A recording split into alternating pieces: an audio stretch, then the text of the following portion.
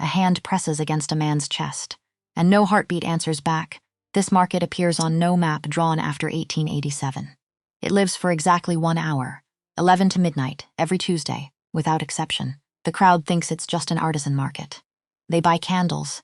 They buy jars labeled crystallized memory. Then they leave with a feeling they can't name, the feeling that something in that market just noticed them. Not watched them. Noticed them. The way you notice a crack in the foundation of a house you've lived in for 30 years. The cobblestones ring hollow at the eastern end. The air smells of beeswax and something older, something that no longer has a name in this century. Then the crowd surges. One person shifts a shoulder, a ripple becomes a wave, 20 people move at once, and a white cane catches between 2 stones. The blind woman pitches forward, her hand thrown out on instinct. Her palm lands on expensive wool. The chest beneath it is completely still. Cold as marble that has never generated heat from within. She should step back. She doesn't. The night market in Prague had no address. No sign. No coordinates on any map made after 1887. It existed the way rumors exist, passed from mouth to mouth, never written down, never verified, always somehow true. It occupied a street that didn't appear on GPS, a street that insisted, with quiet stubbornness, on belonging to a different century. It ran for exactly 1 hour, 11 to midnight, every Tuesday, without exception. The cobblestones were original, laid by hand in a century when the concept of machines was still theoretical. They had a specific pitch underfoot, a specific language. The eastern end rang slightly hollow. The western end held moisture longer than it should. The stalls near the central fountain smelled of beeswax and something older. Something that didn't have a modern name. The humans who wandered in thought it was artisan, the expensive kind. 40 euros for a candle, 60 for a jar of something called crystallized intention.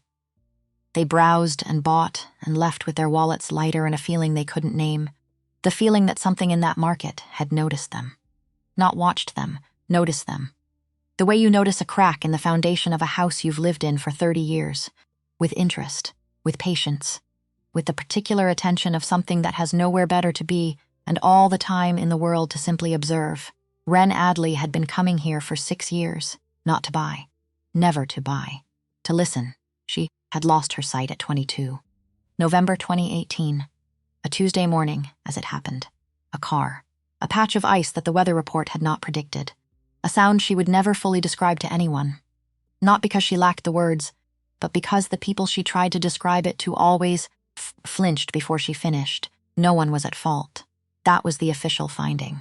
The kind of accident that is so mechanically ordinary and so completely catastrophic that it refuses to carry meaning. You cannot be angry at ice. You cannot grieve a weather report.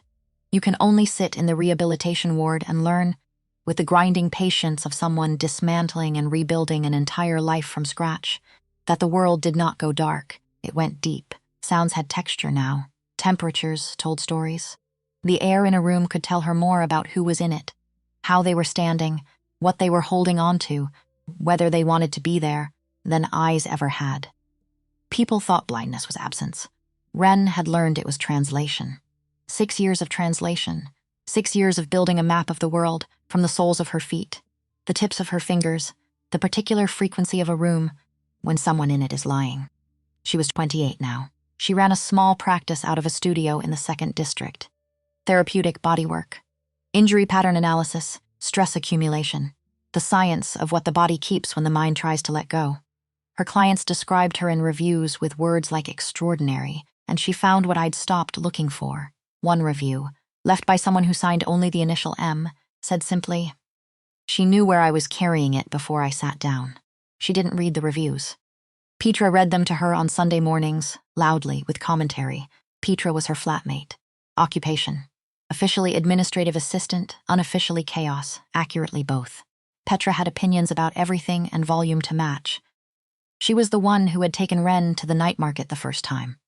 February 2019. 3 months after the accident.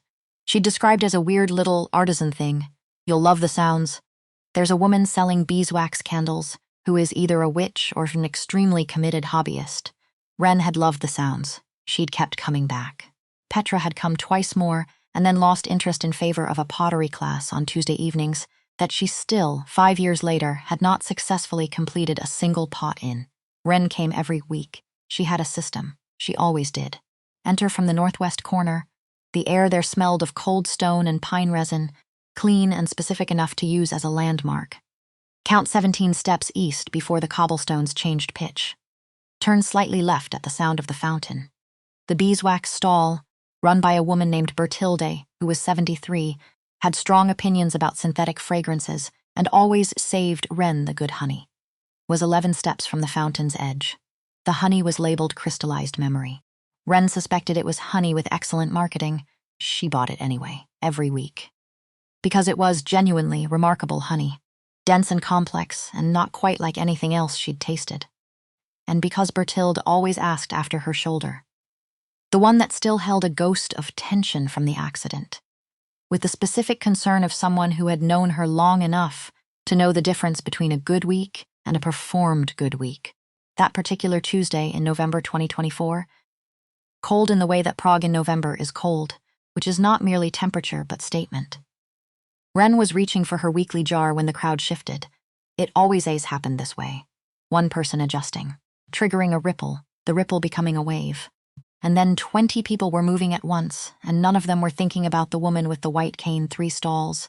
Lie stalls down and the cane caught between 2 cobblestones, and Ren lost her footing completely and put her hand out. The way you do. Instinct. Pure and immediate, her palm landed on someone's chest. She registered several things simultaneously first. The fabric. Exceptional. The kind of wool that costs more than most people's monthly rent. Dense, tightly woven, cool to the touch in a way that spoke of quality rather than cold. Second, the chest beneath it was completely still. No rise, no fall, no rhythm of breath. Third, the temperature, not cold. Not exactly, but the specific absence of warmth that belongs to stone, to marble, to things that have never generated heat from within. She had pressed her hands to stone walls in ancient churches. She had touched the surface of museum sculptures in the cities that allowed it. This was the same quality of stillness, that particular density, except it was standing upright, except it was wearing very expensive wool. She found her footing. She didn't step back. She should have stepped back. Every reasonable instinct she possessed.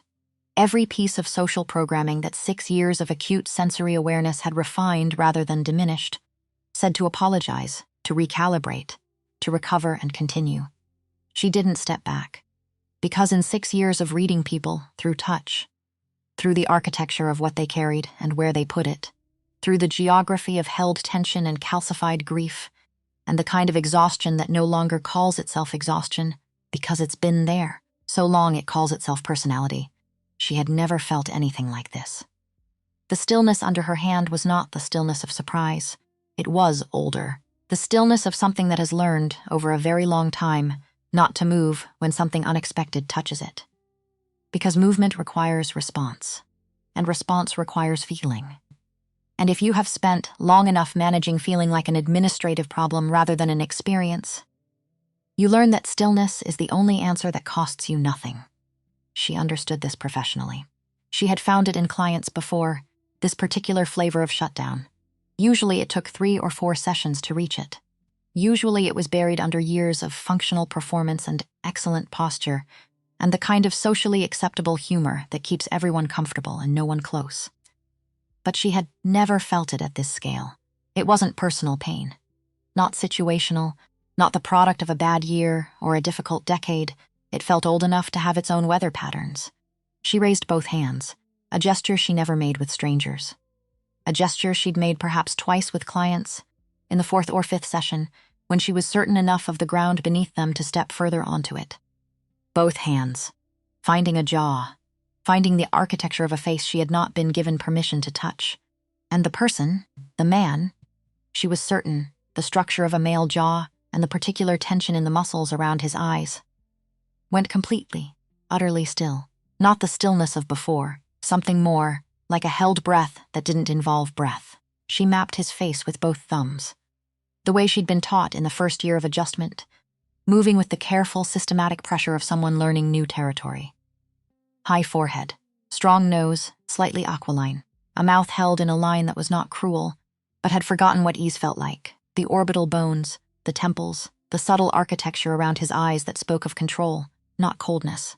Control. There was a difference, and she'd spent 6 years learning to feel it. Coldness was absence. Control was presence. Deliberate, constant, slightly exhausting. Someone who had been managing himself for a very long time. She said it before she decided to say it. You are in pain.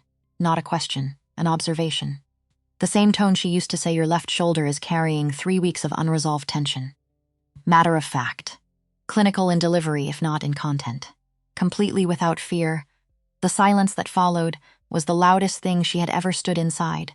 The market continued around them, haggling, and footsteps, and the distant thread of what might have been a violin. Bertilda was arguing with someone about pricing 2 stalls over. A child laughed somewhere to the north. The world continued its business. Inside the small radius of the two of them, everything had stopped. He had not spoken. He had not moved. She kept her hands where they were, not pressing, just resting. The way you rest your hand on the cover of a book you're not sure you're ready to open. Present. Attentive. Not demanding anything, the tension running through him was extraordinary. Not anger. She knew anger. This was different. This was the tension of someone who had just been seen by someone they had not given permission to see them. Who are you? He said, his voice. She would think about his voice for days afterward, and still not find adequate language for it. Low. Unhurried. The kind of voice that had never needed to raise itself to be heard, because it had been for long enough, the kind of voice that rooms quieted for without knowing why. It carried the authority of something very old. The way a cathedral carries authority. Not through size, but through the sheer accumulated weight of years. She had heard old voices. She had spent 6 years paying attention to voices. This was the oldest voice she had ever heard in her life. My name is Wren, she said. I got turned around in the crowd. I apologize for the hands. Occupational habit. What is your occupation? I read bodies. Therapeutic practitioner. Muscle memory. Injury patterns. Stress accumulation. It's mostly science and partly something I've never been able to name properly. Another silence. Shorter. And what do my hands tell you? She noticed he had shifted one hand slightly toward her, not offering it, not withdrawing it. Something in between. A question asked in gesture rather than language. She found his hand. Held it in both of hers. His fingers were long. The knuckles precisely articulated. The skin smooth in a way that suggested no labor, no sun damage, no ordinary accumulation of what human living does to human hands over ordinary human time. She pressed her thumb into his palm with the graduated pressure of someone who knows exactly what they're feeling for. You've been holding something, she said slowly. For a very long time.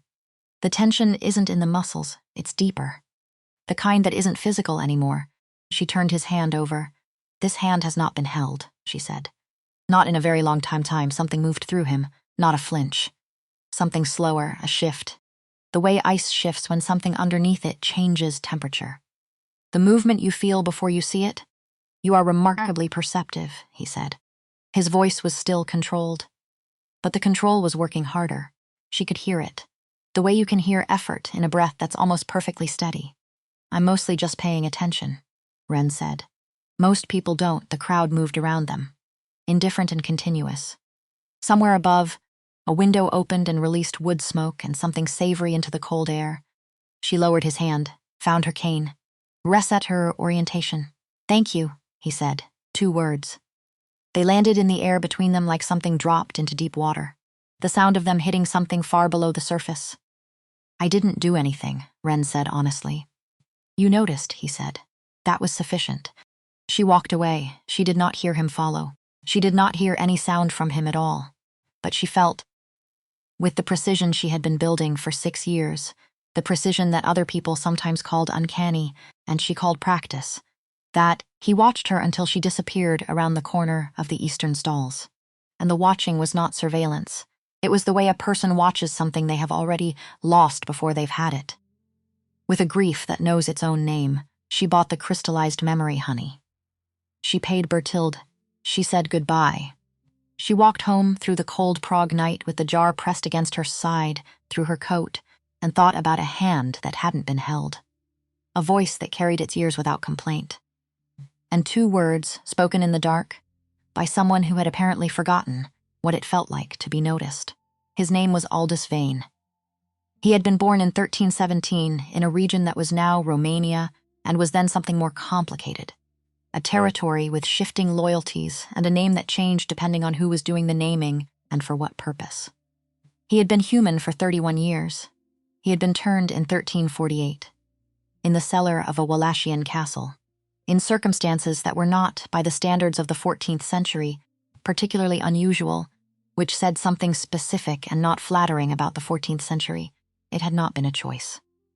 The 14th century was not generous with choices. He was, as of that November Tuesday in 2024, 676 years past the moment of his transformation, and 707 years past his birth, which meant he was one of the oldest living beings in Europe and possibly the world, and had been, for the last 3 centuries, trying very hard not to think of it in those terms because the terms didn't help.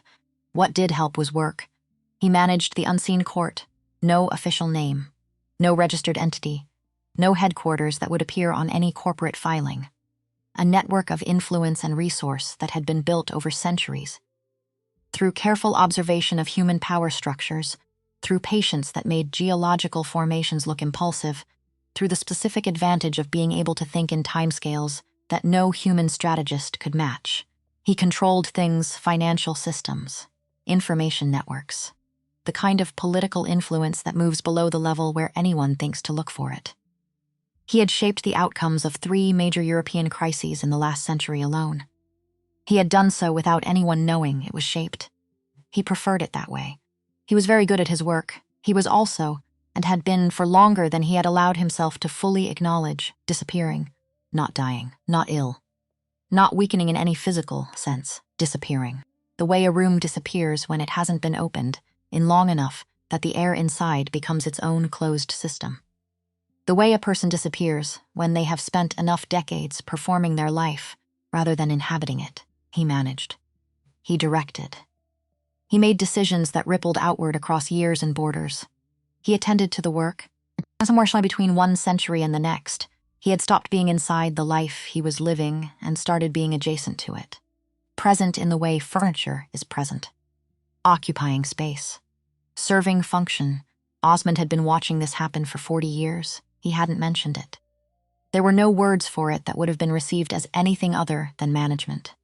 And Osmond was, above all things, a man who understood when words were tools and when they were provocations, and who chose accordingly. He had been choosing accordingly for 460 years.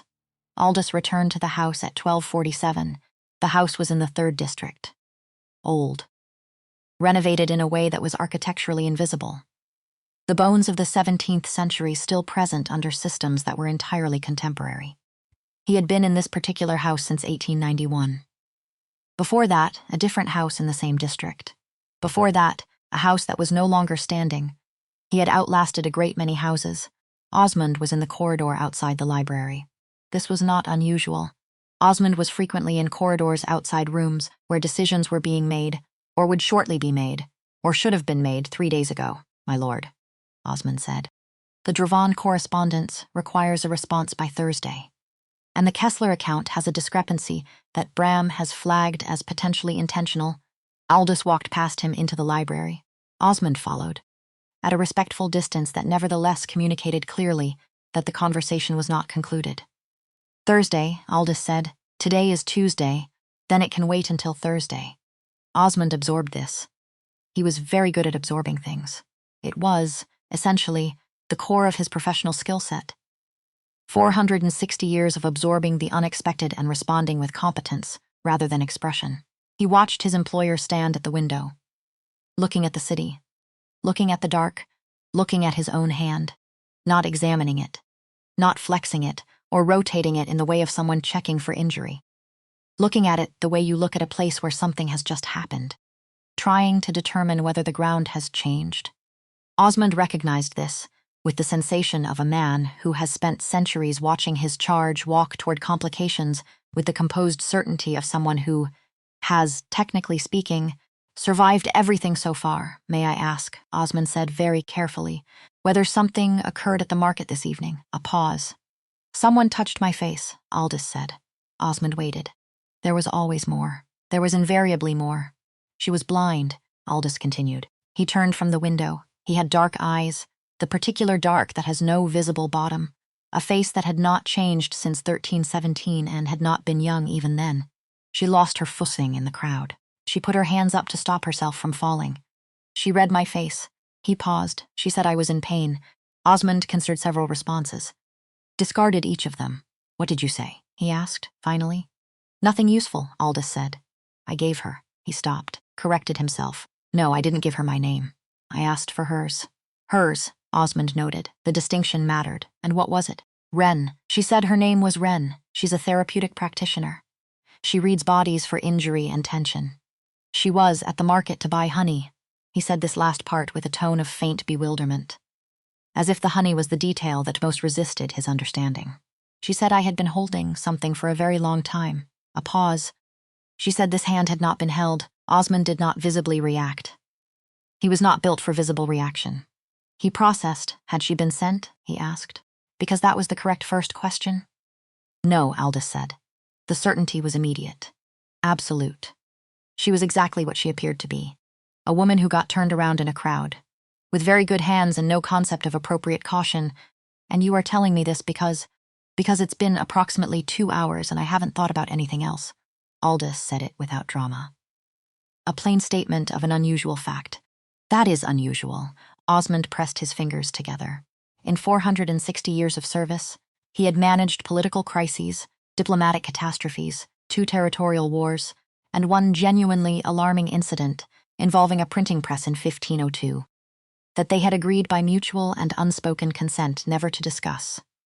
He had not been trained for this particular category of problem, because this particular category of problem had never presented itself before. His employer had been interested in humans, certainly, intellectually, occasionally, the way one is interested in a complex system one is not part of, with appreciation and analysis and a kind of removed admiration, never like this, never with this quality of attention. The quality that meant the interest had found a crack in something and had decided to live there. What do you know about her? Osmond asked. Because information was always the correct starting point. Only what I've told you. She comes to the market on Tuesday nights. She's been coming for 6 years. She knows the layout by memory. She moves without hesitation. He paused. She was not afraid of me. People are not always aware of what they should fear.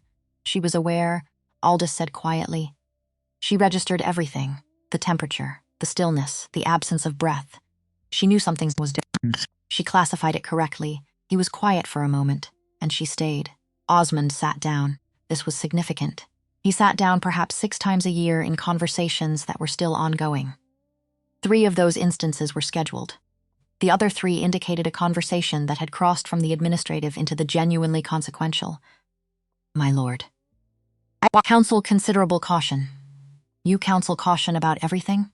Caution has preserved this house for 6 centuries. A human woman who makes her living reading the pain in other people's bodies. Who is not afraid of things that should frighten her. Who comes to a market no ordinary person should know about and has been coming for 6 years. He paused. Find out what's findable. Public record only. Name, occupation, verified. Nothing invasive, he said the last part twice. Nothing invasive. Osmond stood. And the Dravon correspondence? Thursday, Aldis said. The actual Thursday. Osmond left the room with the expression of a man who has identified the beginning of something very large and is uncertain he has adequate equipment for what comes after. In the corridor, Bram was leaning against the wall reading something on his phone with the practiced patience of someone who had been waiting out historical events since the Renaissance and had developed, over the intervening centuries, an uncanny instinct for when things were about to become significantly more complicated. Research request, Osmond said. Discreet. A woman named Wren. Therapeutic practitioner, Prague. Everything findable without approach. Bram looked up. His expression didn't change, but something moved in his eyes. That kind of thing, he said. Not a question. Find out what you can. And Bram, he paused at the corridor wall. Be thorough. He walked back toward the administrative wing, with 460 years of loyal service at his back, and the deeply uncomfortable feeling that he was walking, very steadily and very professionally, toward a significant amount of trouble. Wren did not tell Petra about the man at the market. This was partly because she didn't have a good explanation for what had happened.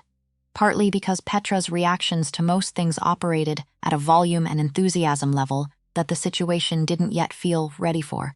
Mostly because she was still turning it over in her hands, like an object she'd found and not yet identified. She worked through it during sessions the next day, her hands on someone's trapezius, her mind quietly in a Prague cobblestone street, replaying the texture of a face, the weight of a hand, the quality of a voice, 2 words, you noticed. That was sufficient. Spoken into the cold November, dark by someone who had apparently not been noticed. Truly, fully noticed. In long enough that the words came out the way rare things come out when they finally surface. With a kind of disbelief. With the specific texture of something that has not been said in so long that saying it feels like retrieving it from somewhere very deep. She thought about the pain most. She had felt many kinds of pain in her practice. Fresh injury, hot and specific. Old grief calcified into posture. The particular exhaustion of people who had been strong for too long without anyone giving them permission to stop. The hollow quality of loneliness that has been there so long, the person no longer recognizes it as loneliness. Only as the faint, constant pressure of a space that should have something in it. But what she'd felt in that face, in that hand. Different in scale, not personal pain, not the pain of a difficult year or a difficult life. It felt old enough to have its own topography, its own climate. The kind of pain that has outlasted the original cause and become simply the condition in which everything else exists. She thought about this for 4 days, through a Tuesday night insomnia. Through a Wednesday session that ran long. Through a Thursday conversation with Petra about whether the pottery class was worth continuing given that not one pot had survived the kiln in 5 semesters. Some people just aren't potters, Wren said. Or the kiln is broken, Petra said. I think it's the kiln. She thought about it through Friday and most of Saturday. By Sunday, she had made a decision. She was going back to the market on Tuesday. She was going to buy more honey because the first jar was genuinely exceptional and had lasted only 4 days, which was a consumption rate she was not going to examine. And if the man with the cold hands and the ancient voice happened to be there, she was not going to apologize for being there. She was not going to seek him out, but she was not going to apologize. Bram's report arrived on Thursday. 63 hours of work, 12 pages. Every public record, every professional filing, every review, every verifiable fact about a 28-year-old woman who had built a life in a city that wasn't her birth city and had done so with the quiet determination of someone who had decided that grief was not a destination. Osmond read it once, then placed it in front of Aldis. Aldis read it once, then again Wren Adley, born in Zurich, 1996. Relocated to Prague at 19 for university. Degree in physiotherapy, additional certification in therapeutic bodywork. Practice opened 2021 in the 2nd District. Reviews, extraordinary, changed my life. She found what I had stopped looking for, no family in Prague. Parents in Zurich, 1 younger brother, flatmate named Petra, occupation listed in 1 social media profile as administrative assistant and in another as professional disaster, both of which Bram had noted appeared accurate. No affiliations with any supernatural entity, no connections to any bloodline. No history of unusual activity beyond the market, visits themselves, which had begun in February 2019. 3 months after an accident that had taken her sight on a Tuesday morning in November 2018. The kind of accident, Bram had written in his notes, with the dry precision of a man who had been observing human catastrophe since the 15th century, that carries no meaning because it was not caused by anyone's decision. These are often the hardest kind. She was, in every verifiable way, exactly what she had appeared to be. Aldis set the report down, picked it up, read it again. He was looking, Osmond understood, for the thing that made the situation comprehensible in strategic terms. The hidden angle, the concealed affiliation, the motive that would slot this into the existing architecture of his world, the world where everything had a purpose, and every purpose had a legible author. There was no angle. There was only a woman who had reached up in a crowd and found his face with her hands and paid more genuine attention to him in 30 seconds than anything had. In the better part of a century. She is unaffiliated, Osmond confirmed. Unnecessarily. I can read, Aldis said. Of course, Osmond paused. May I speak plainly? You always speak plainly. It is either your greatest asset or your most significant limitation, depending on the occasion. She is human, Osmond said, young by any measure that matters to us. Whatever she felt in your face. It was the assessment of a skilled practitioner who encountered an unusual subject. It does not constitute a connection. It would be inadvisable to treat it as one. Aldis looked at him with the particular expression that meant he had already been through everything. Osmond was about to say, and had arrived somewhere, on the other side of it. I walked with her for 40 minutes, Aldis said. She did not ask me what I was. She did not ask me to explain myself. She asked about the city and listened to what I said and understood what I didn't say. He paused. In 700 years, I have had perhaps 3 conversations that felt like that. Osmond did not sit down. The conversation hadn't crossed that threshold yet, but it was close, I understand, my lord. But understanding and advising are separate functions. And my advice is caution, he paused. Connection with a human has a lifespan built into it. She will age. I am aware, Aldis said, flat, even. The tone of someone who has integrated the worst knowledge into the working structure of daily existence so long ago that it no longer arrives with feeling attached. I have always been aware of how it ends. He looked at Osmond. That has not historically prevented the beginning. Osmond thought about 40 years of standing in corridors outside closed rooms, of watching his employer stand at windows in the small hours, not pacing, just standing. The particular stillness of someone who has learned that movement doesn't help but hasn't yet found what does. He thought about a ledger he kept. Personal, not administrative. Observations he had never been asked to make and had made anyway, because 460 years of loyal service had given him the habit of watching carefully, even when no one required the report. She goes to the market every Tuesday, Osmond said, not advice. Information. The only category of thing he could provide with complete reliability. Yes, Aldis said. He was already at the window. She does. The second Tuesday arrived the way second chances always arrive, without announcement. Wren was at Bertilde's stall at 11:14, earlier than usual, because she'd caught the tram with better timing than expected, and hadn't wanted to wait in the cold. She bought her jar. She stood for a moment at the eastern wall, listening to the frequency of a November market. 200 people doing commerce in an impossible place, the sound of it layered and specific and, to her, something approaching music. She was not listening for him. She was absolutely listening for him. She felt him before she could have said how. A shift in the air, not wind, not temperature drop, not any single identifiable thing. A displacement. The quality of attention that has physical mass when it is concentrated enough. The density of being watched by something that has had a very long time to practice watching. Hello, she said. Without turning, a pause. You cannot see me, he said. His voice, exactly as she remembered, the same weight, the same unhurried certainty. You change the air, she said. Everything does. You do it more distinctly than most things I've encountered. She turned toward him. She was holding her honey. She felt, faintly, that this was a slightly ridiculous thing to be holding for this particular conversation. But there was nothing to be done about it. You cannot put honey down in the middle of a cobblestone market without losing it, and also looking strange. Did you come to find me? She asked. Or is this coincidence? I don't believe in coincidence, he said. I find it intellectually lazy. She laughed. It surprised her. The laugh. She hadn't expected it. It surprised him too. She could tell from the half of silence that followed, the quality of his attention shifting, recalibrating. The way a very precise instrument pauses when it encounters something it hasn't been calibrated to measure. I looked for you last Tuesday, she said. Honesty was simpler. You weren't here. I was otherwise engaged. A pause. I was also deciding whether to come, she nodded. That seemed right. That seemed like exactly the kind of thing he would do. Consider the question fully, with the complete weight of whatever he was, before arriving at the answer. Weighing things in the scales of someone who has learned that impulse is expensive. What decided it? She asked. You were not afraid, he said. She turned the honey jar in her hands. I was a little afraid, she said, honestly. Not of you specifically, of what I felt. The scale of it, that kind of pain is frightening because it suggests, she paused.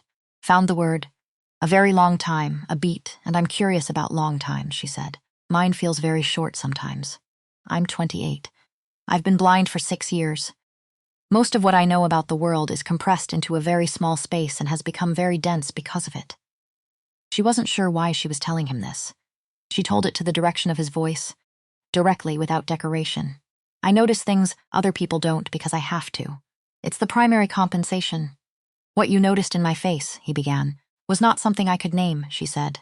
And I can usually name things. A silence. These silences, she was beginning to understand, were not empty.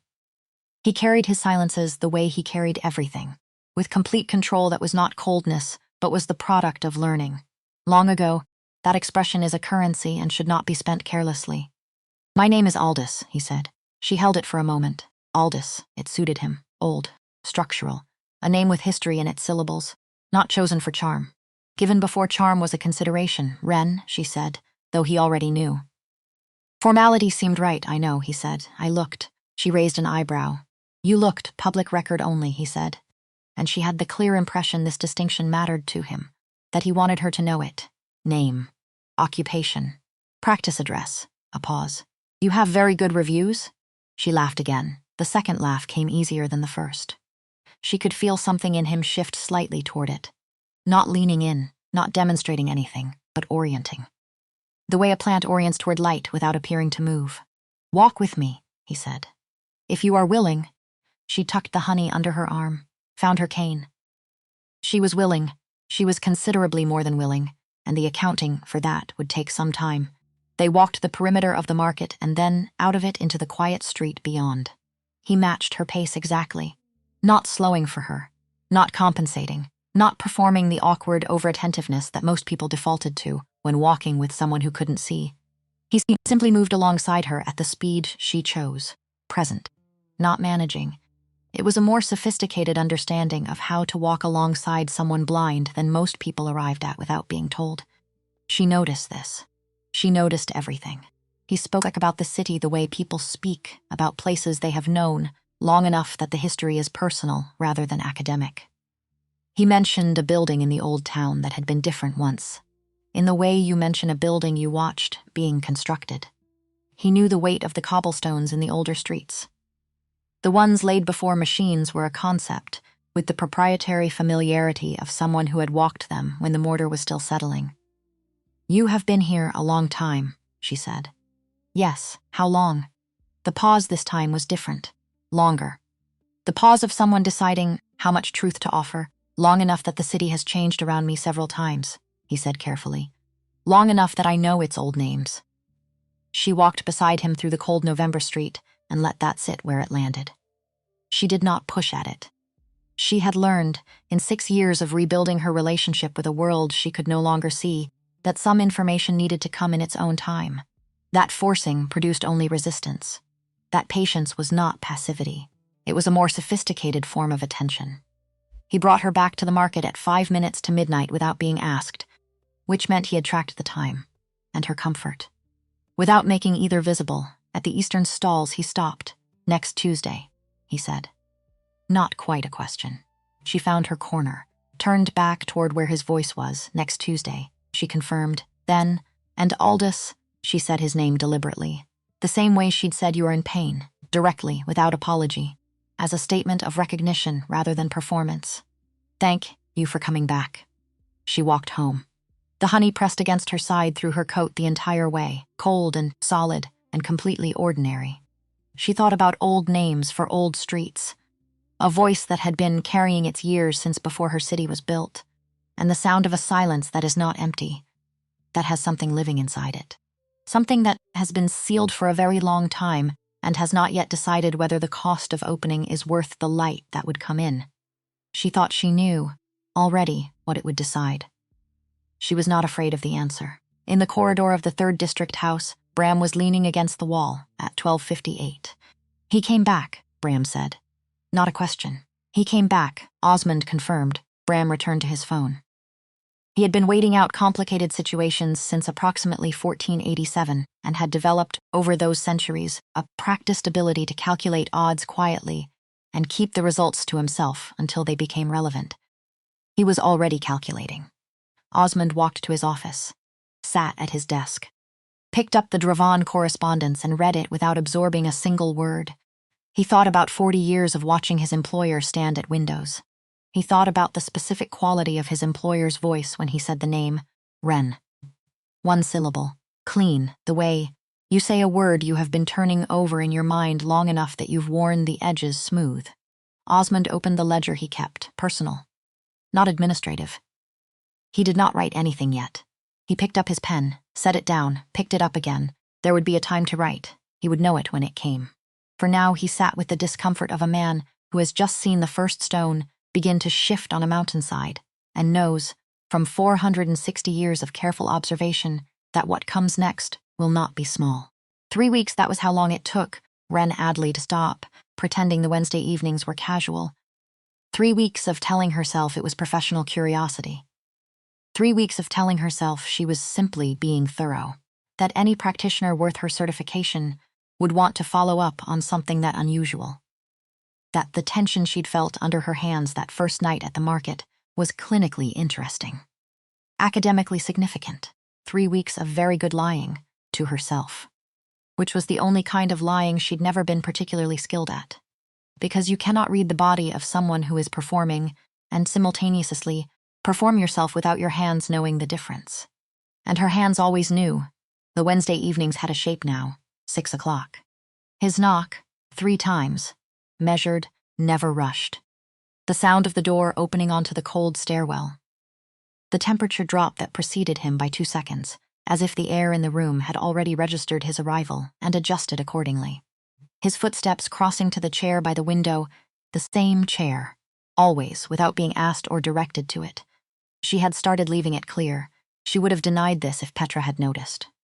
Petra had not noticed because Petra was, on Wednesday evenings, either at pottery class or recovered from pottery class on the sofa, with a podcast about true crime that she listened to at a volume Wren, found medically inadvisable, so the chair was always free, and Aldis always took it. And Wren always pretended this was coincidence. Which, it was not the sessions. She called them sessions in her head, because calling them something else required admitting something else. Followed a rhythm she had not planned and did not attempt to formalize. She would finish with her last client. The room would settle into the quiet of a space that has held a great deal of other people's pain and needs a moment to breathe. She would make tea, he would arrive. He would not drink the tea. He would sit in the chair, and she would sit across from him, and they would talk. About her work, about the city, about the particular philosophy of bodies, and what they insist on carrying. And then, at some point in the conversation, without discussing it, without asking permission or offering it, she would stand up, walk to where he was sitting, and put her hands on him. The first time she'd done it, she'd moved on pure instinct. He'd been talking about something. A building in the old district, the way it had looked before the renovation that stripped its original facade. And she had simply stood up mid-conversation and placed both hands on his shoulders and pressed her thumbs into the geography of tension that lived there. He had gone completely still, not his usual still. Different. The stillness of something that has not expected to be touched and does not know yet how to respond to being touched kindly. She had worked in silence for 4 minutes. He had not spoken. When she sat back down, he had looked at her. She knew because the quality of the air between them changed when he was looking at her directly. A thing she had no scientific explanation for, and had stopped trying to find one, and said nothing, which was, she had come to understand, his version of thank you the 3rd Wednesday. The 4th. Each time she stood and moved to him without comment, without asking, and each time he received it with that stillness that was no longer the closed stillness of the first night, but was becoming something else. Something that had a temperature to it, faint, but present. Like a room where someone has been sitting recently. The warmth of the chair after the person leaves, evidence of occupation. Under her hands, week by week, something was changing. She could feel the difference. Not dramatically, not the way injuries healed, fast, specific, visible in progress. More like the way a house that has been closed all winter changes when you start opening windows, slow, almost imperceptible, from one day to the next, but cumulative. The tension was still there, would likely always be there in some form. It was too old and too deep to simply dissolve under a few weeks of attention. But it was inhabited differently, less alone with itself. She thought about this a great deal and said nothing about it to anyone. The third Wednesday was when she asked about the year. She had been working on the base of his skull. The accumulation there was extraordinary. The kind she described to clients as what happens when someone has been in command for a very long time without enough people telling them no.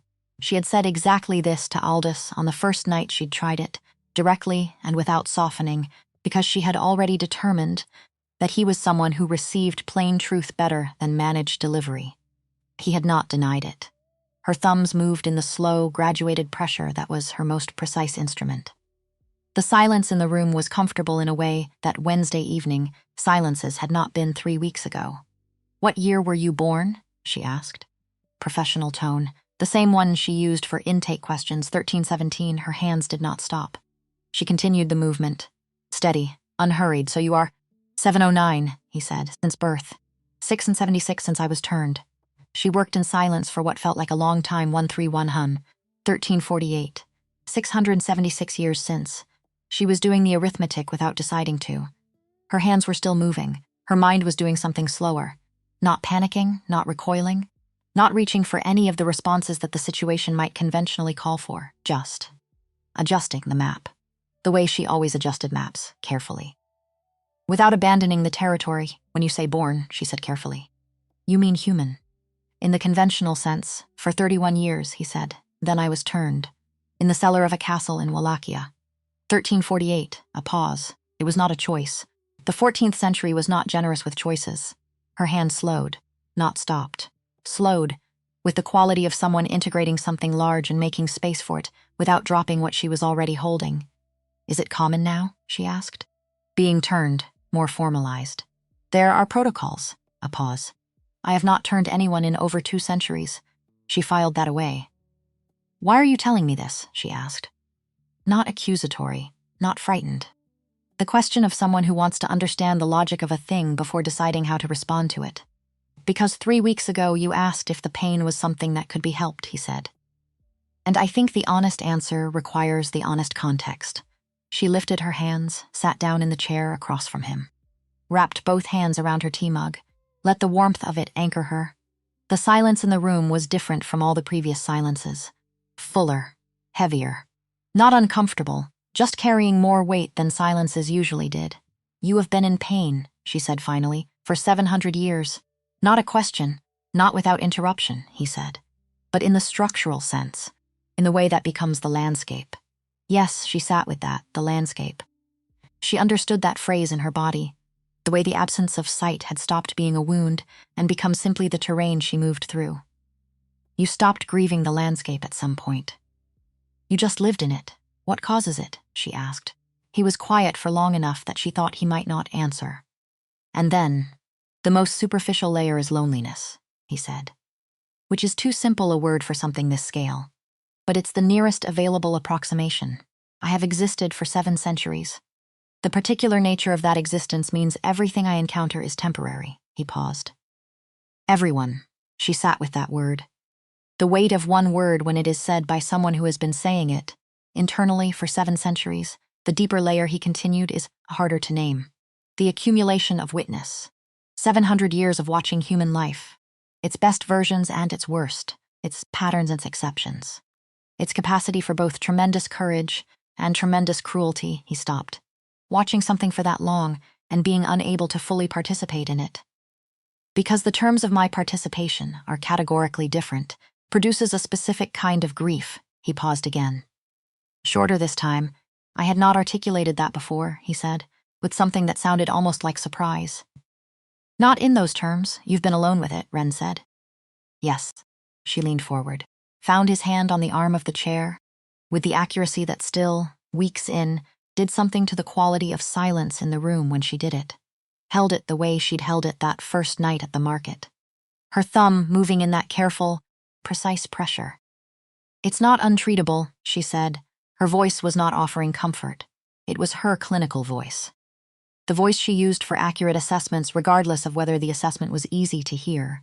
"It's very old and very deep, and it would take a very long time. But pain that has been witnessed accurately is already different from pain that hasn't been witnessed at all." She paused. "You know that. You can feel the difference." He could. That was the thing. He could feel it. In the territory under her thumb, the difference between what had been there 3 weeks ago and what was there now. Not healed, not even significantly reduced, but changed in character. The difference between a wound that is alone in the dark and a wound that has been looked at, being seen, it turned out, was not metaphor. It was physiological. He turned his hand over, held hers.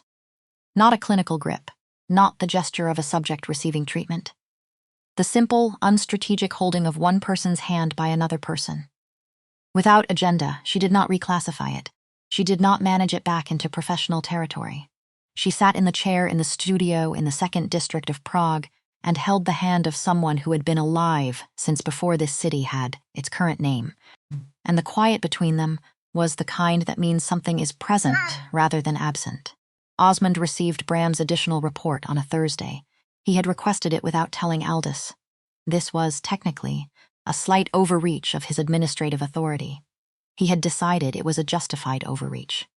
460 years of service had earned him occasional latitude in the definition of his own mandate. The report was 12 pages. He read it once in his office. Then locked it in the drawer he used for documents that required careful handling. Poured himself a measure of something old and sat in the chair by the window. Bram had found the name, the friend who had taken Wren to the market the first time. February 2019. 3 months after her accident, the friend who had no findable record afterward. The gap in the record that had, if you knew what you were looking at, the shape of a deliberate erasure. The name was Cale Dunmore, not human, vampire, young by the standards of the court. Turned sometime in the late 19th century, exact date unclear. Had operated on the fringes of what was now House Draven's network for approximately 40 years before something changed. Had been removed in 2019. Removed was the term Bram used in the report. Clean, administrative. The word you used when the fact itself was clean and the reasons behind it were not. Cale Dunmore had taken Wren Adley to the night market in February 2019. 1 visit. No explanation on record. No apparent continuation of contact. 3 months after that visit, he was dead. And House Draven, which had, by Bram's careful reconstruction, been tracking Cale for 2 years prior to his removal, had been the hand behind it. Osmond sat with this information for a long time. Why would a member of Draven's network take a young blind woman to the Prague night market in the winter of 2019? He could think of 2 answers. The first was that Cale had been working for Draven when he did it, that Wren had been placed deliberately, that there was an angle here that hadn't surfaced yet and would eventually. The second answer required more from him. More willingness to believe in something that was not, strictly, within his administrative framework. The second answer was that Cale had not been working for Draven anymore by 2019, that he had broken away, that he had known something about Wren Adley that he had wanted to protect, and that he had decided the best way to protect her was to give her the world before someone else could weaponize it, and that Draven had removed him for knowing it. Osmond poured another measure. He thought about Wren. Not as a variable, not as a complication. He allowed himself, for the space of a few minutes, to think about her the way the report described her. The 28-year-old woman who had rebuilt her life from a foundation of loss and built something extraordinary on it. Who came to a market full of things that should have frightened her and was not frightened. Who had put her hands on the oldest, most controlled being he had ever served and said, "You are in pain," with the same directness other people reserved for saying good morning. He did not want her to be a complication. He wanted, rather against his professional judgment, for this to simply be what it appeared to be. He locked the report back in the drawer. He would tell Aldis, just. Not tonight. The threat arrived on a Tuesday, which was, Wren would reflect later, entirely on brand for a story that had started on a Tuesday. Tuesdays, apparently, were when her life made its large decisions without consulting her. She was at Bertilda's stall. 11:20. The market was warm in the way that market crowds made things warm. Bodies and breath, and the compressed heat of commerce. She was paying for her honey. She had started buying 2 jars at a time. She told herself this was efficiency. A man stopped beside her. Not aggressive, not loud. The kind of presence that announced itself through quietness rather than volume. Controlled. "The control of someone who has rehearsed this moment, Miss Adley," he said. Her hands stilled on the jar. She said nothing. "We know about your Wednesday evenings," the man said. His accent was faint. Central European. Careful, we know what he is, and we know that you know. She held the honey, both jars, the weight of them in her hands. I don't know what you're talking about, she said. You don't need to confirm anything, the man said. Still quiet, almost courteous. The courtesy of someone who has leverage and doesn't need to demonstrate it loudly. We only want you to deliver a message. The next time you see him, tell him House Dravan sends its regards, and that we have been patient long enough. She heard him move, 3 steps. Then he was absorbed back into the crowd. She stood at Bertilda's stall, counted to 30. Silently, Bertilda had not heard, or, if she had, she was the kind of woman who understood that some conversations at her stall were not hers to comment on, and she had simply continued wrapping the second jar in paper without changing her expression. Thank you, Bertilda, Wren said. Same time next week, Bertilda said. Wren found her cane, found east, walked, House Dravan. She turned it over. She did not know the name. But names didn't need to be specific to carry their category. She understood the category immediately and completely. Power, warning. The grammar of an organization that has decided you are useful to them in a specific way and is informing you of this before deploying you. She was a messenger. Or she was supposed to be. She got home. Petra was on the sofa. You look like you've decided something, Petra said, without looking up from her phone.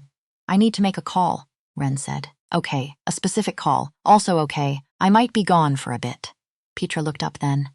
With the attention of someone who knows, after 7 years of friendship, the difference between Wren's normal face and Wren's face when something has shifted beneath the surface of the ordinary. Are you safe? Petra asked. Yes, Wren said. And then, because she had never successfully lied to Petra about anything that mattered, I think so. I'll know more after the call. She went to her room. Called Aldis. First time the phone rang twice. Wren, he said. Just her name. But the way he said it, without preparation, without the fraction of a second that people use to compose themselves before answering, told her he had been waiting for this call without knowing he was waiting for it. Something happened at the market tonight, she said. I need to tell you, and I need you to tell me what it means. A pause. Short, I'm coming, he said. He was there in 22 minutes. She had not asked him to come. She had said, I need to tell you. He had said, I'm coming. Neither of them commented on the gap between those two statements. She had the kitchen light off. She didn't need it. Aldis didn't need it. It was, she had decided, a courtesy to the atmosphere of the conversation. He sat across from her at the table. She told him everything. Every word. Every inflection she could remember, the quality of the man's voice. The courtesy of someone who has leverage. House Dravan sends its regards. We have been patient long enough. She was precise. She was always precise. When she finished, the kitchen was quiet. He did not speak immediately. She had learned not to interpret his silences as absence. They were, in their way, the most present thing about him. He was in the room completely, processing, not managing. Processing, how dangerous is this? She asked. For me, potentially significant, he said. For you, less. I have encountered House Dravan before. How many times? Pause. Several. She put both hands flat on the table between them, not reaching toward him. Just present. Tell me everything, she said. Not to protect me, because I need to understand the terrain before I can decide anything. I don't make decisions in the dark. Something shifted in the silence. You make a great many decisions in the dark, he said. And there was something in it. Not quite humor, not quite not humor. The tone of a man who has noticed something true and is offering it rather than keeping it. She almost smiled. You know what I mean, I do. And he told her. Not everything. There were things he didn't yet have language for, things that required more honesty than he had assembled, but he told her the shape of it. The unseen court, the network. House Dravan. One of 3 significant powers that had spent the better part of a century trying to find a position from which to challenge the court's authority. The reason they had not succeeded? You don't give them a position, Wren said. No, because there's nothing to leverage. A pause. There was nothing to leverage, he said. The correction landed quietly. She felt it land. She didn't respond immediately. She let it be there. The way she let all difficult truths be there, without rushing toward them or away from them. They've been watching long enough to notice a change, she said. Yes, and the change is, yes, one word. But the weight of it. 7 centuries of a man who had kept himself ungraphable, unmappable. Nothing to threaten, nothing to use, And then one Tuesday in November, in a Prague market, a woman had put her hands on his face and said, "You are in pain," and the map had changed. Because of her, she was simultaneously the most important thing that had happened to him in a century and the most dangerous thing she could be for herself. She understood this with perfect clarity. And she was not afraid of it, which was either very wise or very foolish, and she had not yet determined which. Osmond told him the next evening about Cale Dunmore. He laid it out plainly, the report, the name, the timeline, the manner of death in 2019. He did not dramatize it. He simply placed it in front of Aldis and waited. Aldis read again, set it down. He sat in the library for a long time. Outside, Prague moved through its ordinary Thursday. Inside, something was rearranging. He wasn't working for Dravan when he took her there, Aldis said, finally. Not a question. I believe that's the most accurate interpretation of the evidence. He knew something about her, and he was trying to give her the world before Dravan could use it.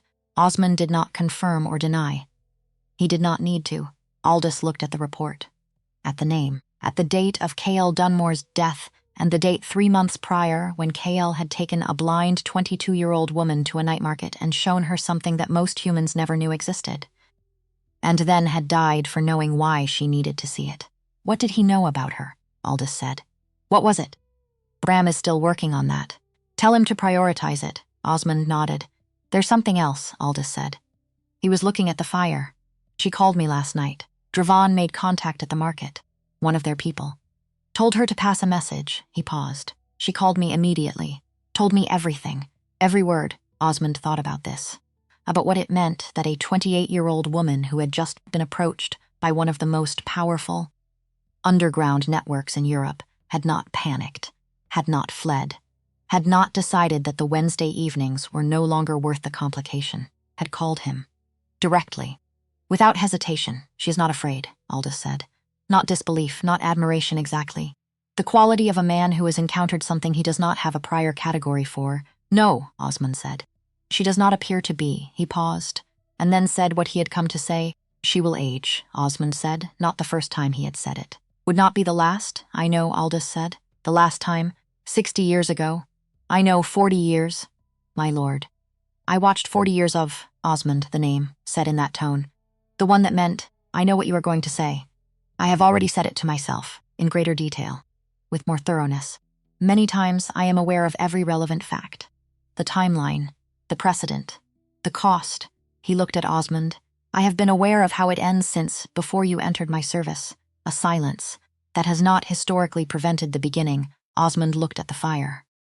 He had a specific way of looking at fires when he was thinking about things he didn't want to get wrong. It was one of perhaps 3 habits he'd never managed to reason himself out of. She goes to the market every Tuesday, he said. Information. Not advice. Yes, Aldis said, already at the window. She does. Bram found the rest of it on a Friday. He did not call. He appeared in the doorway of the library at 9 in the evening with the expression of a man who has been sitting with information for several hours, deciding how to deliver it, and has concluded there is no good way. So he simply said it. Cale Dunmore didn't take her there because she was useful, Bram said. He took her there because of what she is. Aldis looked up. What do you mean? Her ability to read bodies. Pain. Structural tension. Bram set a folder on the table. It's not a skill she developed after the accident. A pause. She was born with it. The library was very quiet. Sight suppressed it, Bram continued. The way dominant senses do. For 22 years, she navigated the world primarily through her eyes, and the rest of it, the deeper thing, was dormant. Accessible but suppressed, and the accident, Aldis said, didn't take anything. It released what was already there. Aldis sat with this. Released, not loss, not diminishment. A door being opened that had been closed so long that no one, including the person on the other side of it, had remembered it was there. What exactly is she? He asked. Bram's working interpretation is that she can read the state of supernatural beings accurately, intuitively. The ability appears to have emerged independently. Or rather, Bram paused. Cale's documentation suggests he believed it was inherited. Generationally, something that surfaces rarely. Not in every generation. But when it surfaces, it's real, Aldis said, completely. And Dravan knows this. Dravan knew it in 2019. Before Cale died, Aldis stood, crossed to the window. Prague in November. the lights of the old district, the dark of streets that have been dark in the same way since before anyone currently living could remember. She had not stumbled in the market that night because of a crowd. She had been there for 6 years, every Tuesday, moving through a world she shouldn't have been able to navigate with such ease, building a map of something that had no official map because she could feel it, all of it, and she had found him, specifically him, in a crowd of 200 people, in the dark, because she was built to, not as a weapon, not as a tool, as herself, which was entirely different. He thought about Dravan's man at the market. The message. We have been patient long enough. They had been patient because they thought they could wait. Thought the thing with the blind woman would burn out. Thought patience was the right strategy. They had decided patience was over, which meant they had seen something in the last 3 weeks that told them waiting was no longer the correct calculation. The same thing Osmond had seen, the same thing Aldis himself had been carefully, systematically refusing to name. Bram, he said, without turning from the window. Yes, double the discreet surveillance. Her building, her route to the practice. The market, already done, Bram said. Since Tuesday, Aldis turned. Bram's expression was the same as always. Unrevealing, patient. The expression of a man who had been in difficult situations since the 16th century and had learned that expressions were not particularly useful in most of them. Since Tuesday, Aldis repeated. You would have asked eventually, Bram said. I preferred eventually to be before anything happened. Aldis looked at him for a long moment. Thank you, he said. Bram nodded once, left the room, then the 4th Wednesday came. She found the accumulation at the base of his skull again. It was always there, would probably always be there in some diminished form, the record of centuries of command, and worked in the patient, methodical silence that had become the language of these sessions. He was telling her something. About the city. About the way the 2nd District had looked before the war, which war he didn't specify and she didn't ask, because she had started to understand that for him the war could mean any of several, and then she stopped. Her hands. Stopped. I need to tell you something, she said, and I need you to tell me if I'm reading it correctly. He waited. Cale Dunmore, she said, a silence, not his usual silence. Sharper, you know, he said, Bram told me. Yesterday, at my practice. He came to me directly. He thought I should know. He was right, Aldis said. His voice was even. But the control in it was working at a different register. I was going to tell you, I know. I was trying to find the right. I know, she said again. Gently. I'm not angry. I understand why you waited, she resumed the pressure. Slow, measured. The conversation could happen at the same time as the work. It often did. He tried to protect me, she said. Yes. And Dravan killed him for it. Yes. She worked in silence for a moment. Tell me what I actually am, she said. What Cale knew. What Dravan wants, he told her. All of it. The ability, the independent emergence, the generational rarity, the nature of what her hands could read, Dravan's interest in it. The way a network like Dravan looked at an ability like hers, not as a person, as an asset, as a thing to be controlled and directed. He told her Cale had known this, and had made a choice. She was quiet for a long time after. Her hands had stilled again. Resting. Just resting. He gave me the world, she said finally. Because he knew if Dravan found it first. Yes, and Dravan found me anyway, yes. Because of you, not accusation. Observation. The distinction was clear in her voice. Because of me, he confirmed. She sat back down, both hands wrapped around her cold tea mug. She thought about Cale Dunmore, a name she hadn't known 3 days ago, a person she had known only as the friend who took her to the market once and then disappeared. She thought about what it meant that someone had died, specifically and directly, because of what she was, what she had always been. How long have they been watching you? She asked. Dravan? 30 years. Approximately, and they waited this long to make a move. They waited because there was nothing to move against. No leverage. No, he paused. I was not available to be leveraged. She looked toward where his voice was. Until now, she said. Yes, because of me. He did not answer, which was, she had learned, his version of an answer, and then she made a decision. The same way she made all her decisions, not quickly, not impulsively, but with the thoroughness of someone who has had to rebuild their relationship with reality from the ground up and has learned that the quality of a decision lives in the honesty of the premises. I'm not going anywhere, she said. Flat. Clear. No drama in it, Wren. I said I'm not going anywhere. Not aggressive. just certain. The voice she used when a client told her the pain wasn't that bad and she needed them to understand that she could feel exactly how bad it was. I understand the situation. I understand what I apparently am. I understand that Dravan is not a small problem and that being connected to you makes me visible to them. She set the mug down. I'm still not going anywhere. The silence was extraordinary. Full in a way that silences rarely were. You need to tell me what you're going to do about Dravan, she said. Yes, and you need to stop deciding things about my safety without telling me. Yes, not because I can't handle being protected. Because I'm more useful to both of us if I know what's actually happening. A pause. Yes, he said. And then quieter. You're right, she almost smiled. Almost. Was that difficult? She asked. Moderately, he said. And there it was again. The thing that was almost not quite humor.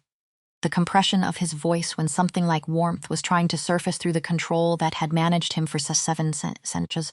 She did smile this time. Couldn't help it. We'll work on that, she said. She stood, crossed to him. Put her hands on his face, both palms careful, precise. The gesture of the market but familiar now. She knew this face. She knew the tension that lived in his jaw and the stillness around his eyes and the architecture of someone who has been holding everything for so long. That they have forgotten the holding is not the natural state. Under her thumbs, she felt the difference. 3 weeks of difference.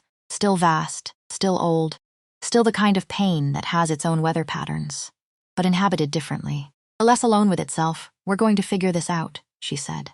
Simple. Direct. Her clinical voice and her real voice saying the same thing. Dravan, and whatever else comes with it. We're going to figure it out. He put his hands over hers. Cool, still. The precise grip that held her exactly as firmly as was needed, and no more. Next Wednesday, he said. His voice very quiet, stripped of formal weight. Just a voice in a lamp-lit room in November. Next Wednesday. She confirmed outside. Prague held its Friday evening. Cars and voices, and the distant sound of something playing in a restaurant 2 streets over. The world continuing its business. Indifferent, as it always was, to the unrepeatable things happening in small rooms above it. Inside, a fire in the corner. Inside, 2 people sitting in the quiet of something that is growing between them. Not quickly, not simply, not without cost, but growing, the way things grow that are planted in difficult ground. Slowly, tenaciously, with roots that go deeper than they need to, because difficult ground teaches plants not to trust the surface. The first frost came on a Friday, no announcement, no gradual cooling that gave you time to prepare. Just Prague waking up on a November morning with ice on every surface that had faced the sky overnight. Thin, precise. The kind of frost that doesn't ask permission. Wren felt it the moment she stepped outside. Not just the temperature, the texture of the air itself. The way cold this specific felt different from ordinary November cold. Denser, more committed, like weather that has made a decision and intends to keep it. She stood on the front step for a moment, with both hands wrapped around her coffee.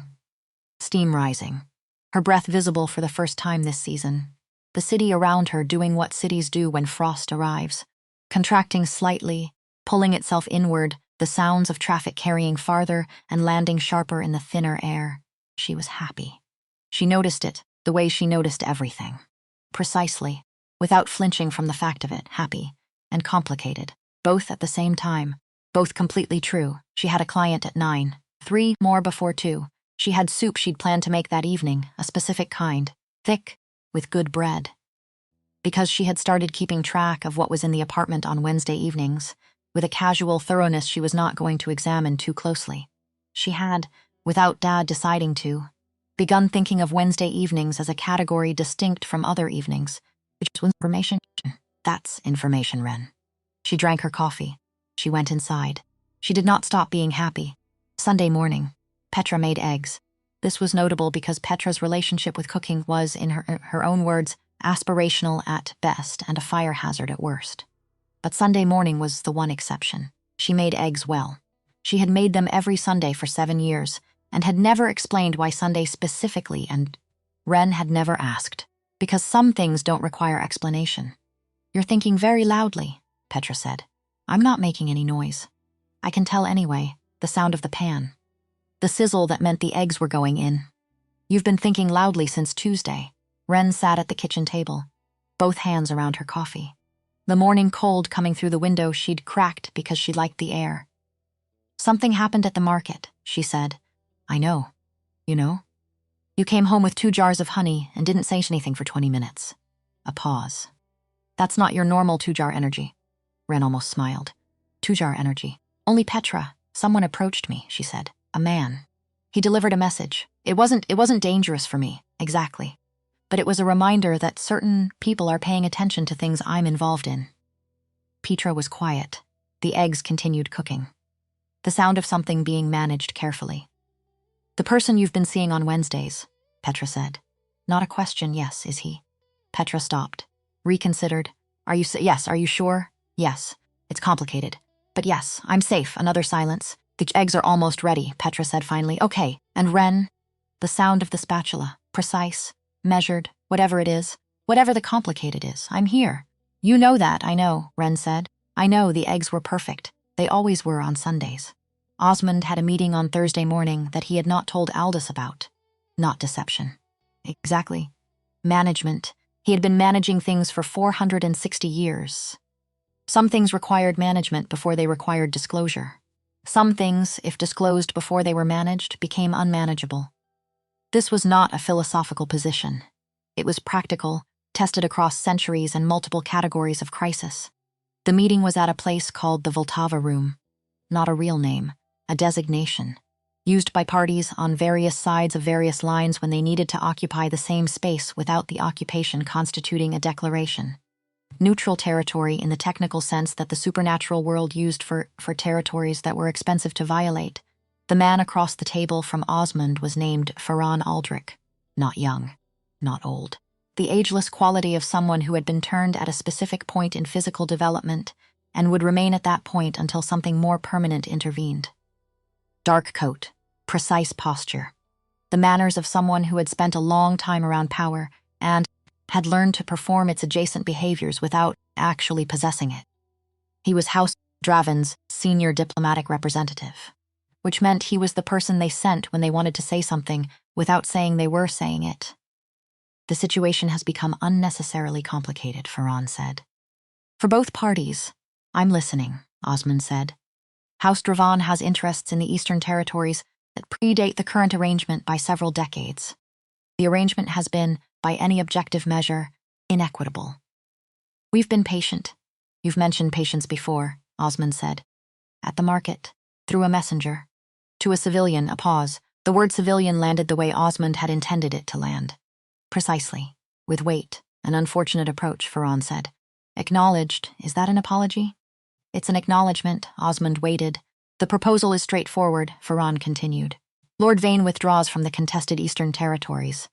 Full withdrawal. Clean documentation. In exchange," he paused, "Miss Adley and all persons connected to her are formally placed outside House Dravan's operational parameters.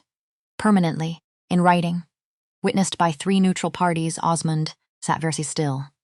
He was thinking several things simultaneously.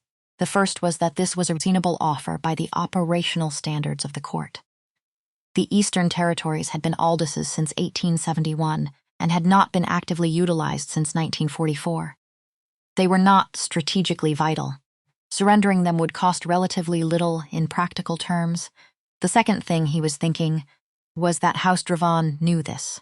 They knew the territories weren't vital, which meant the offer was designed not to be difficult to accept, which meant they wanted acceptance, which meant they needed the situation resolved more urgently than their patience had implied. Something had changed their timeline. The third thing Osmond was thinking was that he needed to tell Aldis about this conversation immediately and completely. "I will convey the proposal," Osmond said. "And your personal recommendation?" Ferran said. Osmond looked at him.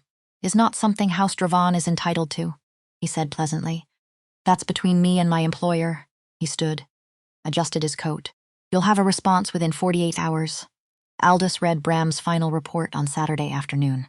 Sat in the library with it, the fire going, the light coming through the tall windows at the November angle that made Prague look like something out of a painting. He read it twice, the last piece, the thing Bram had needed 2 additional weeks to reconstruct from fragments, partial records, destroyed files, the careful archaeology of information that someone had worked very hard to make unfindable. Cale Dunmore had not simply known about Wren's ability. He had documented it, over several months in 2018, before the accident, before Wren herself had any reason to know that what she could do was unusual. Cale had observed her, not intrusively. He had watched her work, had spoken to former clients through channels that gave him access without identifying him, had built, with the patience of someone who knew what he was looking at and understood its significance, a record. And the record said this: the ability surfaces in its full form once the suppressing sense is removed. In her case, sight. Once removed, the ability does not emerge gradually. It is immediately present, immediately functional. She will be able to read the emotional and physical state of supernatural beings with the same accuracy she currently reads human clients, possibly greater accuracy. Because supernatural beings carry their states at a depth that human bodies do not reach, and her ability is calibrated for depth, and then the line that Bram had underlined. She is not a reader of pain in the clinical sense. She is a reader of truth. What she feels is not what the subject presents. It is what the subject is. No performance, no management, no centuries of practiced control can alter what she reads. She will feel what is actually there. Aldis set the report down. She will feel what is actually there. He thought about the first night. His face under her hands in the dark of the market. The 30 seconds she had spent learning him. The complete, utter stillness he had held. The stillness of 7 centuries of practiced management, while she worked, and she had felt through all of it. To what was actually there, you are in pain, not his performance, not his management, not the version of himself he had been presenting to the world since sometime in the 16th century. The actual thing. Underneath everything. She had felt it immediately. In 30 seconds. In the dark. Through the best control he had ever developed, because her ability was calibrated for depth. He sat with this for a long time. He thought about 1889. About Isabeau Croft. About a choice he had made that had seemed at the time like the only responsible choice available, and had cost more than he had calculated, and had taught him something he had spent 35 years afterward pretending he hadn't learned. He was not going to make the same mistake twice. Not the same mistake. Possibly different mistakes. Probably different mistakes. He had been alive long enough to know that clarity about one specific error did not guarantee immunity from all the others, but not the same one. Osmond told Aldis about the meeting on Saturday evening, all of it. He laid it out with the same precision he applied to everything. The offer, the terms, the implied urgency behind the offer's generosity. He did not editorialize. He did not soften. He placed it in front of his employer and waited. Aldis read his written notes. Set them down. They changed their timeline, he said. Yes. Why? My interpretation. And it is only interpretation. Tell me. They became aware that the situation was becoming more established than they had anticipated. More. Osmond paused. Chose the word carefully. Durable. Aldis looked at him. They thought it would pass, Osmond said. Simply. The interest. The connection. They have seen such things before, presumably, and they have ended. They waited for it to end, and it didn't, and it didn't. And at some point in the last 2 weeks, they concluded that waiting was no longer the correct strategy. That the window for leverage existed now and would close. Aldis stood, crossed to the window. Prague on a Saturday evening, the amber of old street lamps on wet cobblestones. They're not wrong, he said. No, Osmond agreed. They're not wrong. The window was closing. Aldis knew it, had been watching it close for weeks. The gradual, irrevocable closing of the space in which he could still have chosen differently. Could still have stepped back. Could still have decided that the cost was too high and the outcome too certain, and the responsible thing, the strategic thing, was to end it before it became what it was becoming. That window was nearly closed. He was not going to step through it. Accept the offer, he said. Osmond did not react visibly. He very rarely did. But there was something, a slight shift in his posture. The posture of a man who has been holding a breath he wasn't aware he was holding. Full withdrawal from the Eastern Territories? He asked. Full withdrawal. Clean documentation. You could negotiate better terms. Keep the Northern. Accept the offer as stated, Aldis said. I want it settled. Not optimized. Osmond was quiet. My lord. You could achieve the same protection for Miss Adley with considerably less. I know, Aldis said. Accept it as stated. Another silence. Within 48 hours, Aldis said. As you told them, Osmond picked up his notes, squared them against the table, the small, precise movements of a man who is concluding a position and moving to the next thing. I'll arrange the witnesses. Neutral parties. 3, as they requested. It will take until Monday morning to assemble them. Monday morning is fine. Osmond moved toward the door, stopped. Did not turn around. She has very good reviews, he said. Bram found them in his initial research. Very good reviews. And left before Aldis could respond. In the corridor, Bram was leaning against the wall, phone in hand. The patient posture of a man who had been waiting out events since the 15th century and had learned to wait comfortably. Osmond walked past him without looking. He took the offer, Bram said. Not a question. Osmond didn't stop walking. Standard terms? Bram called after him. Osmond turned the corner. Bram looked back at his phone. His expression did not change. It very rarely did. But something moved in his eyes. The quiet satisfaction of a man whose private calculations have just been confirmed. He had been running the odds since November. He was, it turned out, going to win. Monday morning. The documentation was signed at 9:15, 3 neutral witnesses. A notary from the court's administrative wing, Ferran Aldrich on behalf of House Dravan. Osmond on behalf of the court. It took 11 minutes, Ren Adley, and all persons connected to her. Outside House Dravan's operational parameters. Permanently, witnessed and sealed, 11 minutes to end 30 years of a particular kind of threat. 11 minutes and the contents of territories that Aldis had controlled since 1871 and last used in 1944 and had never, not once, in the 80 years since, missed. Osmond brought him the signed copy at 10. Aldis looked at it. Signed his own name at the bottom. The confirmation of intent required by the court's internal protocols set it down. Thank you, he said. Osmond nodded. He left the room. In the corridor, he allowed himself one moment, standing very still, alone, looking at the wall, of something that was not quite feeling and not quite not feeling. The internal experience of a man who has spent 460 years in service to someone and has just watched that someone make, for the first time in a very long time, a choice that was not about the Empire. Then he straightened his coat and went back to work. He told her on Wednesday. He had been going to tell her anyway. He had decided that before the weekend, before the meeting, before the signatures. He had decided she was owed the truth of every step. Not because she required protection from the information, but because she had asked him to stop making decisions about her life without telling her, and he had said yes in it, and he intended to mean it. She listened. All of it. The meeting Osmond had arranged, the offer, his decision, the territories, the signatures. When he finished, the studio was very quiet. You gave up something significant, she said, the Eastern Territories. I'm not talking about the territories. A pause. He understood the leverage was gone. The leverage of a man who has nothing to threaten, who has arranged his existence so completely around self-sufficiency that there is nothing anyone can use against him. That leverage. The kind that had protected him in its way for centuries, gone. Because he had refused to pretend she wasn't what she was. Yes, he said. Was that hard? He considered the question with the seriousness it deserved. No, he said. That's what surprised me. It wasn't hard. She was quiet. It used to be, he said, the calculation, the management. Every decision weighed against the architecture of the Empire and what it required to sustain it. He paused. This one wasn't hard. She sat with that. Then she did what she always did. She stood. She walked to him. She put her hands on his face.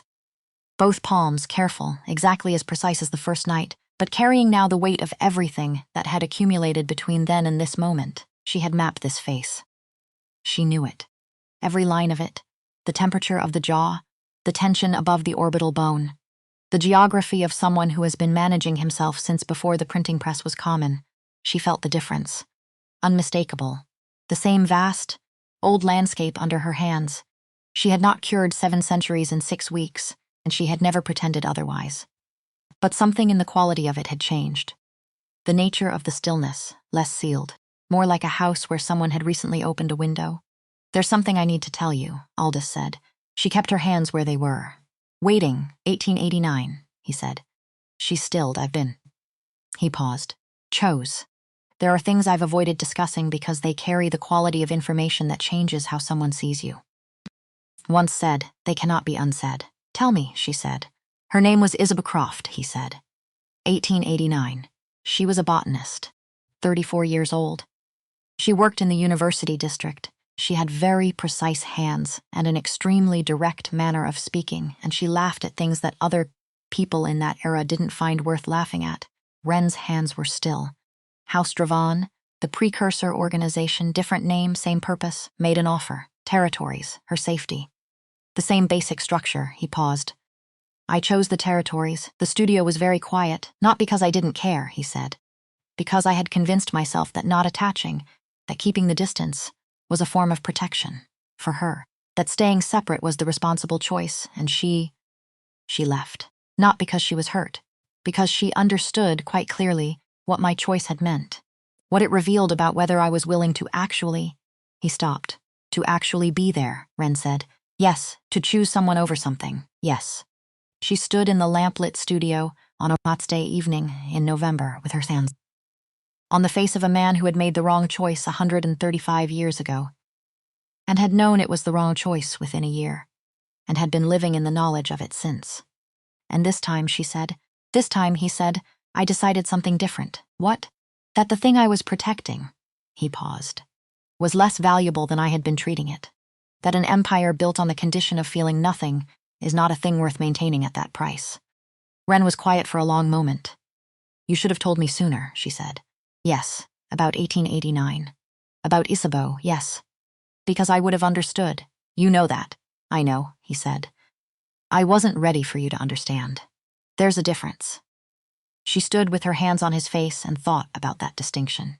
The difference between someone not being ready to be understood and someone not deserving to be understood. Two very different things. And the confusion between them. The way people collapsed the two, treated unreadiness as shame, treated difficulty as disqualification, was something she had spent 6 years watching in the bodies of people who came to her carrying old pain. He had been carrying this particular pain for 135 years, carrying it as evidence of something. When, actually? It was just evidence of a man who had not yet learned, who had been in the process of learning for a very long time, who had finally, on a Monday morning in 2024, learned it completely. I'm not Isabeau, she said. No, he said. You are entirely and specifically yourself, and I'm not going anywhere because of something that happened in 1889. No. Good, she said, because that would be unreasonable. The thing that was almost not quite humor. She could feel it in the subtle shift of his jaw under her palms. Moderately, he said. Getting easier, she observed. Don't push it. She almost laughed. Didn't. Kept her hands where they were. There was something she had been carrying for 2 weeks, turning over. Feeling around the edges of. Setting down and picking up again, the way she treated all things that required honesty before they were ready to be spoken. She sat down across from him. Both hands around her tea mug, cold now, forgotten. The soup was on the stove. The frost was at the windows. The lamp on the side table cast the room in something warm and specific. I need to say something, she said. And I need to say it completely. So let me finish, he went still. His version of attention. You have been in pain for a very long time, she said. Real pain. Structural. The kind that has become the landscape. I've been working on it for 6 weeks with my hands, and I can feel the difference, and I know you can feel it too. She set the mug down, but hands can only do so much. The rest of it. The loneliness, the accumulation of witness, the grief of watching everything be temporary. It can't be treated by hands. It can only be treated by presence. By someone who knows the full truth of what you are and stays anyway, the fire in the corner, the frost at the window, the city outside doing its ordinary Friday evening. I know what I am, she said. I know what you are. I know how this ends. Not soon, not dramatically, but eventually, the way things end when one person is mortal and one is not. I am not pretending that isn't true. She found his hand across the table. I'm 28 years old, she said. I have a great deal of living I intend to do in the most ordinary sense. I'm going to grow old. You're going to watch it. And that is going to be, I won't pretend it won't be, the hardest thing you've done in 7 centuries. She held his hand the way she'd held it that first night at the market, both of hers around one of his, her thumb in his palm. Pressure. Precise. I cannot make that easier, she said. What I can do is make the time before it and the time during it as real and as full as I know how to make it. She felt him, the shift, not dramatic. not the shift of someone who has been waiting for permission and finally received it. Subtler. The shift of something that has been under pressure for a very long time and has just felt the pressure change character. From a weight to be managed to a weight being shared, the difference. And it was immense. "Ren," he said. "I'm not finished." He stopped. "I'm staying," she said. That's the whole sentence. I'm staying. Not because I don't understand the cost. Because I do understand it, and I've decided it's worth it. And I need you to know that I made that decision before the Dravon situation. Before any of this week. I made it a while ago, and I've just been working out how to say it. She felt his hand shift in hers, turn over, hold her back, not the grip of a patient. Not the careful, managed contact of someone who has decided physical proximity is acceptable within certain defined parameters, just a hand. Holding a hand. The simplest thing. The most ordinary thing. The thing that had not happened. She could feel in his palm the history of its not happening. In a very long time. He was quiet for a long time. When he spoke, his voice had something in it she hadn't heard before. Not quite warmth. Not quite. Warmth, actual warmth, not performed, not managed. Just. "There, I told Osmond," he said, "that you were the thing that makes the waiting mean something." He stopped. That was inadequate. What I meant was, he paused, and she felt him doing what he never did. Reaching for language without the net of control underneath it. 700 years of accumulation, of permanent impermanence, of watching everything be temporary. It has a different quality now, not because it's resolved. Because there is someone who knows the full weight of it, and is sitting across a table, and holding my hand, and telling me she is staying. The fire, the frost, the city. She got up from her chair. She came around the table. She put her hands on his face the way she'd done the first night. Both palms, careful, exact. The gesture of a woman who has spent 6 years learning to navigate entirely through touch and has, in the last 6 weeks, learned this particular face the way she learned her own apartment. She felt it, unmistakably. Entirely, the stillness was there. It would always be there. It was what he was made of.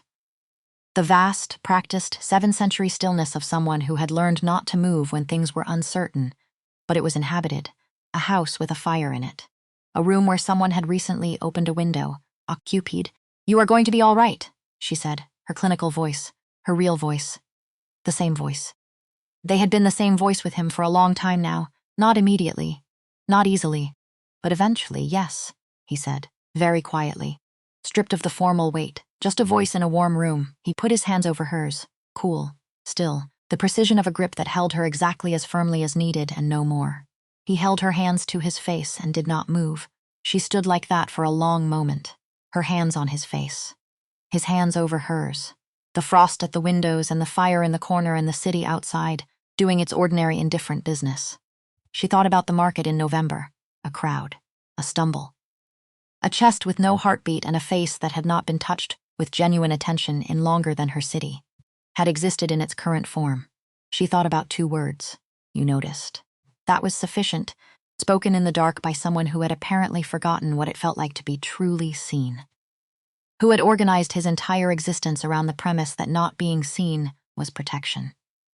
That visibility was vulnerability, that the safest version of a 700-year life was one in which nothing could reach him.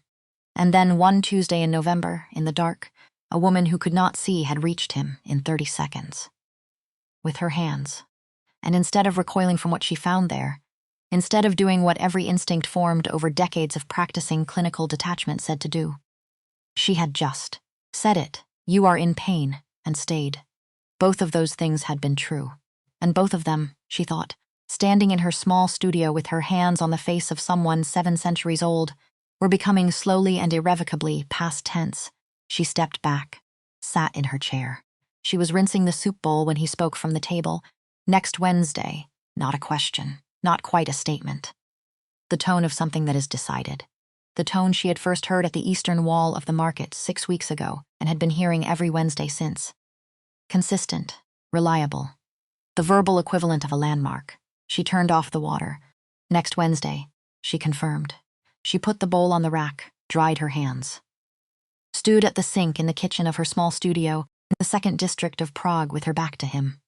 She thought about being 22 years old and waking up in a hospital room to the understanding that the world had just reorganized itself entirely.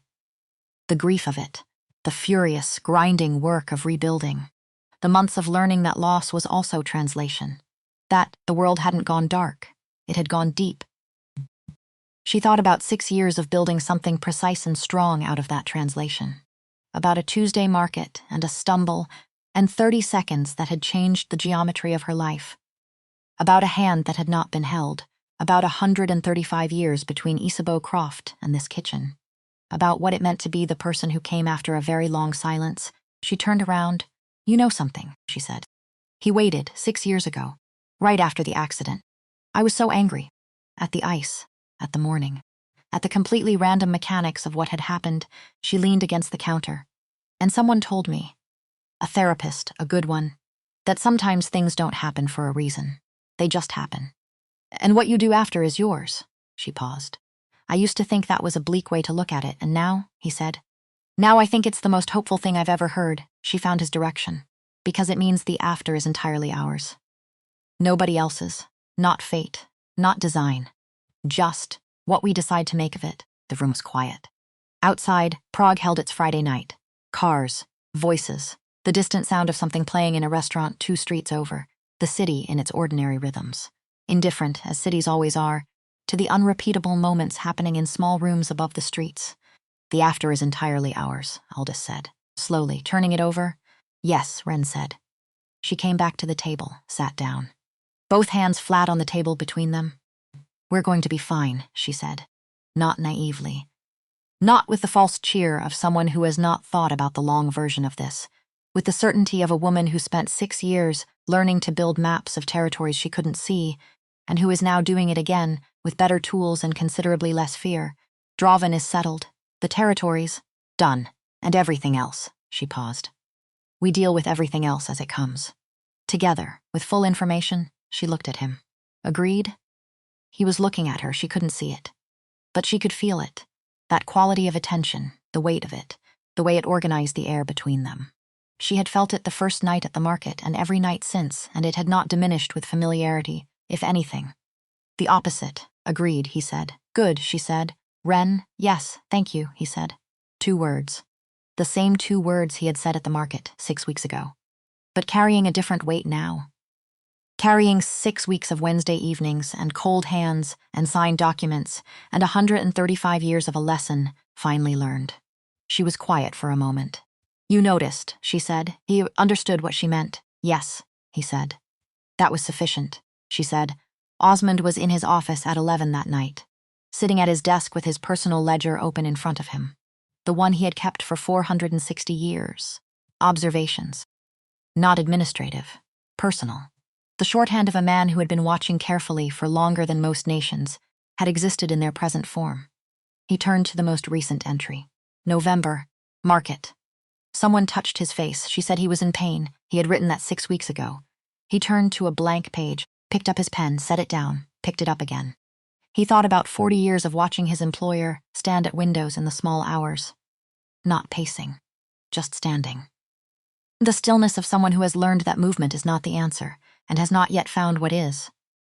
He thought about a library, a book that was not administrative, the quality of a room with a man who is, for the first time in a long time, inside his own life rather than adjacent to it.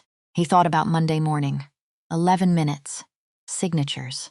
The absence of negotiation in a man who had spent 7 centuries being the most effective negotiator in the room. "I want it settled, not optimized," he wrote. 3 words, present in the room. He looked at them for a long time. 3 words he had not written in this ledger. In this specific form, with this specific meaning. In 40 years, he closed the ledger. He sat in the quiet of his office and allowed himself, for the space of several minutes, to feel something that was not quite pride and not quite relief and not quite happiness and was, he suspected, something compound. The complex emotional arithmetic of a man who has invested 460 years in someone else's survival and has just watched that someone choose. For the first time in 4 decades, to do more than survive. He gathered his coat. He turned off the lamp. He walked through the corridors of the house. Old house, very old stones underneath a contemporary surface, the bones of centuries underneath the function of the present, and thought about what it meant to serve someone long enough that their life became, in some way you could never fully articulate, the structure through which you understood your own. He locked the front door at 11:53, the frost held, and the fire burned. And in the small kitchen above the second district of Prague, something that had been sealed for 700 years sat in the warmth of a November evening and felt, specifically, concretely, without management or performance, or the practiced distance of centuries, the particular ordinary weight of something to look forward to next Wednesday. And all the Wednesdays after,